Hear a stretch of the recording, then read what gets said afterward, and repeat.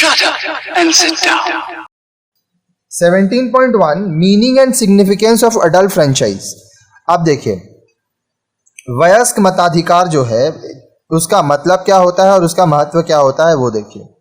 यहाँ पे आप एक फोटो देख रहे हैं जहाँ पे people standing in Q for casting their vote. लोग लाइन में खड़े हैं वोट देने के लिए, इस तरह से लाइन लगता है। The right of the people to vote and elect their representative is called franchise. अब देखिए, लोगों के पास जो अधिकार है कि वह अपना मत दे सकते हैं, वोटिंग कर सकते हैं और अपने रिप्रेजेंटेटिव को, अपने सरकार को चुन सकते हैं, उसको फ्रेंचाइज कहते हैं। The word franchise is derive from the French word Frank which means free. ठीक है, अब ये जो शब्द है फ्रेंचाइज, ये कहाँ से लिया गया है? फ्रेंच वर्ड फ्रैंक से, जिसका मतलब होता है फ्री, आज़ाद। आप आज़ाद हैं, आप जिसको चाहें उसको वोट दे सकते हैं।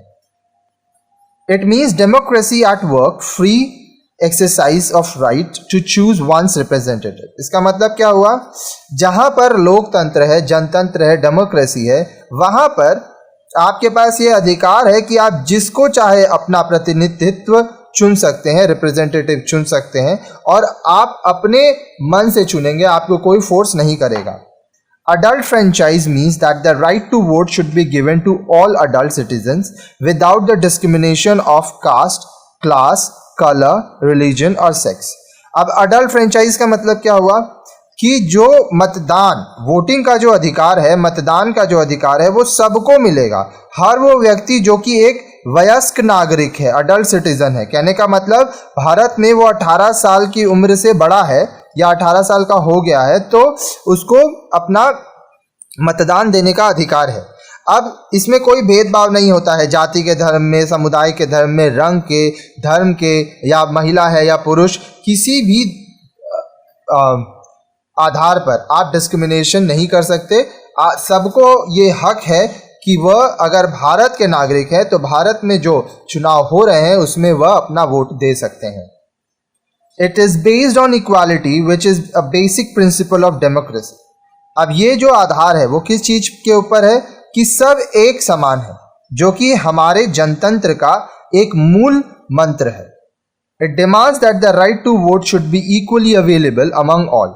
अब इसकी यह मांग है कि यह जो अधिकार है कि सब कोई अपना मतदान कर सके, ये सबको मिलना चाहिए। हर वो व्यक्ति जो 18 साल का है या उससे बड़ा है, उसके पास ये अधिकार है कि वह भारत के चुनाव में वोटिंग दे सकता है। To deny any class of person from exercising this right is to violate their right to equality। अगर आप किसी व्यक्ति को या किसी समुदाय को मना करते हैं या आप उसके वोटिंग के अधिकार से, मतदान के अधिकार से वंचित करते हैं, तो यह एक तरह से उल्लंघन है उसके अधिकारों का। In fact, the spirit of democracy can be maintained only if the people are given the right to vote without any discrimination। वास्तव में जो असल लोकतंत्र होता है वो तभी बचा रहेगा जब हर एक व्यक्ति को यह अधिकार दिया जाए कि बिना किसी भेदभाव के वह अपना वोट दे सके। The exercise of right to vote adds to the individual self respect, dignity, sense of responsibility and political and civic education. अब जब लोग अपने मतदान का जो उनका अधिकार है उसका इस्तेमाल करते हैं, तो इसके साथ एक चीज़ जुड़ जाती है कि हर एक व्यक्ति का अपना सम्मान होता है, उसका अपना सेल्फ रिस्पेक्ट है, डिग्निटी है, कुछ उनके उत्तरदायित्व है, फिर राजनीतिक रूप में, सामाजिक रूप में उनको शिक्षा लेना है। In other words, the system of adult franchise is the bedrock of a democratic system. दूसरे शब्दों में, जो ये वयस्क मताधिकार का प्रणाली है, यह एक लोकतांत्रिक जो प्रणाली होती है, डेमोक्रेटिक जो सिस्टम है, उसका आधार है। बेडरॉक मतलब आधार होना। People are called political sovereign because they possess the right to vote a government into power और to vote a government out of power. अब लोगों के पास राजनीतिक शक्ति होती है, आम जनता के पास राजनीतिक शक्ति होती है, क्योंकि उनके पास यह अधिकार है कि वह अपने मत से, अपने वोट से किसी सरकार को सत्ता पे लाएं या अपने वोट से सरकार को सत्ता से बाहर कर दें। That is why democracy has sometimes been described a mode of appointing, controlling and dismissing governments by the people. इसलिए जो डेमोक्रेसी होता है, जो लोकतंत्र होता है, इसको कभी कभी ये भी कहा जाता है कि यहाँ इसके जरिए, जो जनतंत्र के जरिए जो देश की जनता है वह सरकार को चुनती है, उसको नियंत्रण में रखती है और उनको हटा भी सकती है. As provided for in the constitution of the land, the citizens cast their vote at regular intervals to elect their representative to the parliament, to the legislative assemblies, and such other institutions as are essential organ of political power in a democracy. अब जैसा कि जरूरत पड़ता है, हमारे संविधान में जो लिखा हुआ है कि जो व्यक्ति आपके क्षेत्र में रहता है, ठीक है, जो आपके देश का नागरिक है, उसके पास ये अधिकार है कि वह समय समय पे अपना वोट दे, ठीक है, ताकि वो संसद के सदस्यों को चुन सके, फिर वो विधानसभा के सदस्यों को चुन सके, लोकसभा के सदस्यों को चुन सके, फिर जो दूसरे संस्था होते हैं, ठीक है, जहाँ जहाँ पर राजनीतिक शक्तियाँ हैं, राजनीति का अगर वो अंग है, तो वहाँ पे डेमोक्रेसी जो होता है, जनतंत्र होता है, प्रजातंत्र होता है, वो लोग अपने वोटिंग से वह अपने रिप्रेजेंटेटिव प्रतिनिधित्व को चुनते हैं और वो सरकार चलाते हैं. These institutions are called representative institution precisely because they represent the will of the peoples. अब ये जो संस्थाएं होती हैं, इनको रिप्रेजेंटेटिव इंस्टीट्यूशन कहते हैं, क्योंकि इनको चुनता कौन है? इनको आम जनता चुनती है और ये आम जनता के लिए काम करते हैं. चलिए आइए अब हम लोग देखते हैं 17.2 universal adult franchise, it's evolution. आइए हम लोग पढ़ते हैं जो यूनिवर्सल अडल्ट फ्रेंचाइज है, मतलब पूरे दुनिया में, ठीक है, जो वयस्क मताधिकार है, ठीक है, उसका किस किस तरह से विकास हुआ. Historically, adult franchise has been slow in making itself a universal law. अगर इतिहास से देखें तो जो वयस्क मताधिकार है, ये बहुत ही आस्ते आस्ते बना पूरे दुनिया का कानून में. In fact, one of the major demands in the long-drawn struggle for democracy in the world has been the acceptance of the principle of universal adult franchise as the basis of asserting the wishes of people. वास्तव में एक जो बहुत ही महत्वपूर्ण मांग थी, जिसके लिए काफी लंबे समय से लोग स्ट्रगल किए, क्या चीज के लिए? डेमोक्रेसी, जनतंत्र के लिए इस पूरे दुनिया में. ये कि जो यूनिवर्सल अडल्ट फ्रेंचाइजी है कि सबको ये अधिकार मिले कि वह अपनी सरकार चुन सके, वह जिनको चाहे उनको अपना वोट दे सके. तो देखिए पहले क्या होता था, पहले कुछ लोग ही सरकार चुनते थे, कुछ लोगों के हाथ में सारी सत्ता थी. तो अब आम लोगों के पास, जनता के पास जब सत्ता आ गई, तो इससे क्या हुआ कि सरकार को मजबूरी में अब वो काम करना ही पड़ेगा, क्योंकि अगर सरकार अच्छे से काम नहीं करेगी तो जनता उस सरकार को हटा देगी. तो इसके लिए बहुत संघर्ष हुआ कि सभी लोगों को, जो भी वयस्क हैं, उनको अपना सरकार, अपने लोग चुनने का अधिकार मिले. Till the second decade of the 20th century, not all the countries were practicing universal adult franchise. 20वीं सदी के दूसरे दशक में तक सभी जो देश थे वहां पर सार्वभौमिक वयस्क मताधिकार, यूनिवर्सल, माफ कीजिएगा, यूनिवर्सल है यहाँ पे, तो पूरे मतलब जो आपका सार्वभौमिक वयस्क मताधिकार है उसका वो नहीं होता था. Many democratic systems had restricted to male franchise only based on property, education and other qualification. अब बहुत सारे ऐसे जनतंत्र के प्रणाली थे जो कि उन्हीं वयस्क पुरुषों को अधिकार दिए थे अपना वोट देने के लिए, जिनके पास संपत्ति है, जो पढ़े लिखे हैं या उनके पास दूसरी योग्यताएं हैं. It is interesting to note that most of the Western countries, which are known for their long experience of some sort of representative system of governance, introduced adult franchisee only in the wake of First World War, 1914 to 18, a war which was proclaimed to be fought by the elite powers, Great Britain, France and United States and the Allies, to make the world safe for democracy. ये बहुत ही आश्चर्यजनक है या बहुत ही रुचिकार है ये जानना कि बहुत सारे जो पश्चिमी देश थे, जो वेस्टर्न कंट्री पश्चिमी देश थे, जिनको ये माना जाता है कि उनके पास बहुत अनुभव रहा है कि वहाँ पे किसी न किसी प्रकार के प्रतिनिधित्व प्रणाली के सरकार हुआ करते हैं, रिप्रेजेंटेटिव सिस्टम ऑफ गवर्नेंस, वहाँ पर भी जो शासन हुआ, ठीक है, गवर्नेंस मतलब शासन अधिकार, वहाँ पे जो अडल्ट फ्रेंचाइजी आया, मतलब जो भी लोग अडल्ट हैं उन लोगों को वोट देना, उनके द्वारा सरकार चुनना, ये भी कब आया? फर्स्ट वर्ल्ड वॉर के साथ, जब 1918 के बीच में फर्स्ट वर्ल्ड वॉर हुआ, जिसमें यह घोषणा की गई, ठीक है, ये युद्ध कौन घोषणा किए थे? एलीट पावर, इसमें ग्रेट ब्रिटेन थे, फ्रांस थे, यूनाइटेड स्टेट्स थे और उनके साथी थे।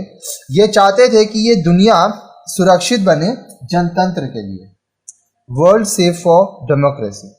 But while the defeated Germany incorporated the principle of universal adult franchise in 1919. It took 9 more years for Great Britain to extend franchise to women in 1928. हालांकि Germany हारने के बाद 1999 में सार्वभौमिक वयस्क मताधिकार प्रणाली तो ले आए, लेकिन 9 साल और लग गया ग्रेट ब्रिटेन को ये जो मताधिकार का हक औरतों को देने के लिए। 1928 में औरतें भी शामिल की गई कि वो भी वोटिंग दे सकती हैं, अपनी सरकार चुन सकती हैं। In 1918 Britain had granted franchise to limited number of women. 1918 में जो ब्रिटेन राज्य है वो ये अलाउ किए, ये बोले कि सिर्फ कुछ ही महिलाएं जो हैं वो अपना वोट, अपना मत दे सकती हैं। It was decided that while all adult men 21 years of age and above would have the right to vote, women only above the age of 30 years could possess the right to vote. अब यह निर्णय लिया गया था कि हर वह पुरुष जो कि 21 साल का एज का है या 21 साल की उम्र से बड़ा है, उसके पास ये अधिकार होगा कि वो वोटिंग दे सकता है। लेकिन महिलाओं के क्षेत्र में अगर कोई महिला 30 साल से बड़ी है तभी वह वोट दे सकती है। This discrimination was removed in 1928. अब यह जो भेदभाव था यह 1928 में हटा दिया गया। France, the land that gave the popular slogan liberty, equality and fraternity, could introduce the right of universal adult franchise to its people only after the end of Second World War, that is 1945. France वह धरती जो कि अपने popular slogans, अपने प्रसिद्ध नारों से जानी जाती है, आज़ादी, समानता, इन सब चीज़ों से। लिबर्टी मतलब आज़ादी होता है, इक्वालिटी मतलब समानता होता है और फ्रैटर्निटी का मतलब होता है आपके पास भाईचारा हो, ठीक है। वहाँ पर भी द्वितीय विश्व युद्ध 1945 के अंत में ही यूनिवर्सल अडल्ट फ्रेंचाइज आया, सबको मत देने का, वोट देने का अधिकार मिला। Equally strange is the fact that Switzerland, the home of direct democracy, denied the right to vote to women till 1973. और यह भी बहुत ही स्ट्रेंज है, आश्चर्य की बात है कि स्विट्जरलैंड में भी जहां पर सीधे तरह से जनतंत्र है, वहां भी 1973 तक महिलाओं को यह अधिकार नहीं था कि वह अपनी सरकार चुनने के लिए अपना वोट दे सके। India adopted the principle of universal adult franchise when the present constitution was enacted in 1949, which as you know was implemented on January 26, 1950. Bharat में जो सार्वभौमिक वयस्क मताधिकार की जो सिद्धांत है, principle of universal adult franchise, ये हमारे जो अभी संविधान है जो कि 1949 में 1949 में बनाया गया, उस समय से लागू है। और आपको पता ही होगा कि यह 26 जनवरी 1950 से यह संविधान के अनुसार भारत देश चलता है। फिर आइए एज ऑफ वोटिंग। अब आपको अगर मतदान करना है, वोट देना है, तो आपका उम्र क्या होना चाहिए? The voting age varies from country to country. अलग अलग देश में अलग अलग उम्र है मतदान करने के लिए। In Denmark and Japan, a person, man or woman, is entitled to vote after attaining the age of 25 years. Denmark में और जापान में एक व्यक्ति, चाहे वो पुरुष हो चाहे महिला, वो तभी मतदान दे सकते हैं जब वह 25 साल की उम्र को पार कर चुके हैं। इन Norway the age limit is 23, in great Britain, the United states, Russia and Turkey it is 18। Norway में जो एज लिमिट है वो 23 साल है, फिर Great Britain, United States of America, Russia, Turkey, यहाँ पे 18 साल का आपको होना होगा। In Switzerland it is 20 years, Switzerland में 20 साल। In our country now the minimum age for exercising franchise is 18 years. Bharat में जो मिनिमम एज है, कम से कम आपको 18 साल का होना होगा अगर आपको मतदान करना है तो। The 61st Amendment Act of 1989 lowered the voting age from 21 to 18 years. हमारे संविधान में जो 61वां संशोधन आया था, 61st Amendment Act कब आया था? 1989 में। वहाँ पे 21 साल से कम करके 18 साल की उम्र के लोगों को मतदान का अधिकार दिया गया। There are certain qualifications prescribed for a voter in India. अगर आप भारत में मतदान करना चाहते हैं तो आपकी कुछ योग्यताएं होनी चाहिए। As you have already read, a voter, जैसे कि आप पहले पढ़ चुके हैं कि एक जो मतदाधिकारी होता है, must be a citizen of India, उसको भारत का नागरिक होना पड़ेगा। Must have attained 18 years of age, कम से कम वो 18 साल का होगा। Must not be of unsound mind, वो दिमागी रूप से कमज़ोर नहीं होना चाहिए, बीमार नहीं होना चाहिए। Must not have declared bankrupt by contempt court, अब कोर्ट से वो बैंकरप्ट घोषित ना हुआ। तो ये सब क्वालिफिकेशन अगर आप में है तो आप वोट दे सकते हैं, मतदान कर सकते हैं भारत में।